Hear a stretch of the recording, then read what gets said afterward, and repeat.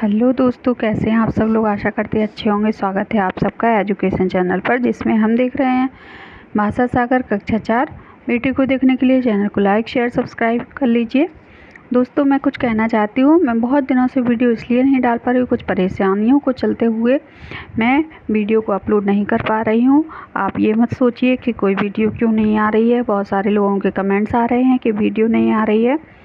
तो मैं बताना चाहूँगी कि मैं कुछ दिनों से कुछ परेशान चल रही हूँ, इसलिए मैं वीडियो नहीं डाल पा रही हूँ। आगे कंटिन्यू वीडियो डालने की कोशिश करूँगी। आइए पढ़ते हैं इस पाठ को। पाठ 13 अवसर। समय लगातार बीतता रहता है। जो लोग निश्चित समय में अपने कार्य को पूरा कर लेते हैं वे हमेशा सफल होते हैं। इसके लिए पूरे मन से कार्य करना पड़ता है। हमारा कर्म ही हमारे भविष्य का निर्माण करता है। तो देखिए, हमें किसी भी काम को टालना नहीं चाहिए। टालने से हमारा काम क्या है, रुक जाता है और हमको उसको करने का भी मन नहीं करता है। तो इसलिए किसी भी काम को, जिस काम को करने का जो समय है उसी टाइम पर हमको कर लेना चाहिए। कविता के माध्यम से समय की महत्ता के बारे में बताया गया है। पढ़ते हैं इस कविता को। जो अवसर खो देते हैं जीवन भर वे ही रोते हैं। मतलब समय आया किसी के पास, कुछ काम को करने के लिए मौका मिला उसको, और उसने उसका फ़ायदा नहीं उठाया। उस समय पर वह काम नहीं किया उसने।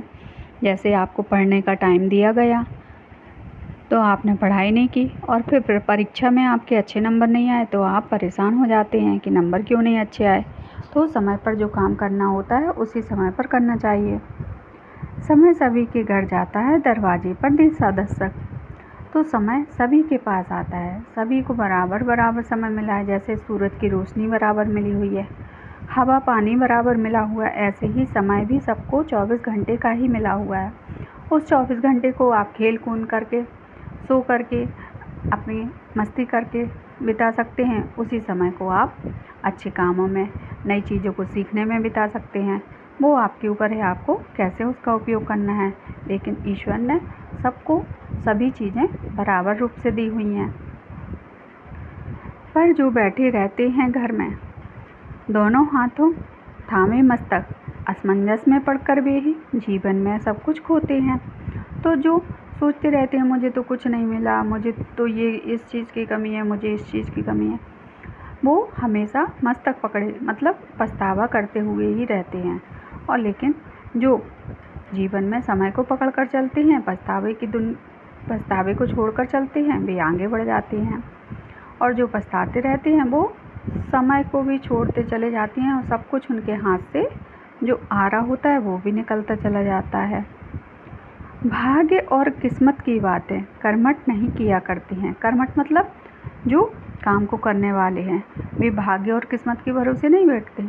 वो सोचते हैं कि हम इस काम को अभी कर लेंगे तो ये काम हमें आगे चल के सफलता प्रदान करेगा। इस पाठ को हम आज पढ़ लेंगे, कल ये हमको याद हो जाएगा। ये हम चीज़ें आज सीख लेंगे, कल हमारे भविष्य में काम आएंगी। तो जो काम करने वाले होते हैं वे कभी भाग्य किस्मत के भरोसे नहीं रहते हैं। अपने कर्मों के प्रकाश से अंधियारे को वे हरते हैं। मतलब अपने काम करके, अच्छे अच्छे कामों को करके, अच्छी अच्छी चीज़ों को सीखकर वे अपने जीवन में प्रकाश लाते हैं, और अपने कामों के द्वारा वे अपने अंधियारे रूपी, दुख रूपी अंधियारे को दूर करते हैं। फसलें वे ही काटा करते हैं, ठीक समय पर जो बोते हैं। तो समय का उपयोग किया उन्होंने। जैसे आज हमको पढ़ने का टाइम मिला, हमने पढ़ाई की। आज हमको खेलने का टाइम मिला, हमने खेला। तो वैसे ही वो ही क्या होते हैं, जैसे बीज एक टाइम पर बोया जाता है ज़मीन में, फिर जब उसका टाइम पूरा होता है तभी उसमें से हमको फल मिलते हैं। ऐसे ही जो हमको काम करने का समय दिया गया, उस समय पर अगर हम उस काम को करते हैं तो हमको भी उस चीज़ का फ़ायदा मिलता है। जीवन पथ में आने वाली हंसकर आंधी से लड़ना। तो जीवन पथ में जो भी कठिनाई, समस्याएं, जो भी दुख संकट आ रहे हैं, उसको हमें हंसकर उसका सामना करना है, और उसको झेलते हुए, मतलब उस समय को निकालते हुए, उस कष्ट को हंसकर सहते हुए आगे पथ पर आगे के रास्ते में बढ़ना है। मेहनत के बल पर ही केवल उन्नति की चोटी पर चढ़ना। कुल के सभी कलंक भागीरथ बनकर बच्चे ही धोते हैं। तो मेहनत के बल पर, किसी भी काम में मेहनत करते हैं तो हमें सफलता अवश्य मिलती है।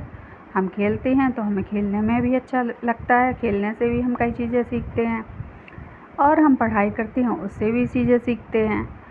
तो अगर हम अच्छी चीज़ों को अपने अंदर लेते हैं और उसके लिए हमेशा मेहनत करते रहते हैं, उन चीज़ों को सीखने के लिए प्रयासरत रहते हैं, तो क्या होता है, हम उन्नति मतलब बहुत ही ज़्यादा सफलता प्राप्त करते हैं और सबसे ऊंचे शिखर पर पहुंच जाते हैं।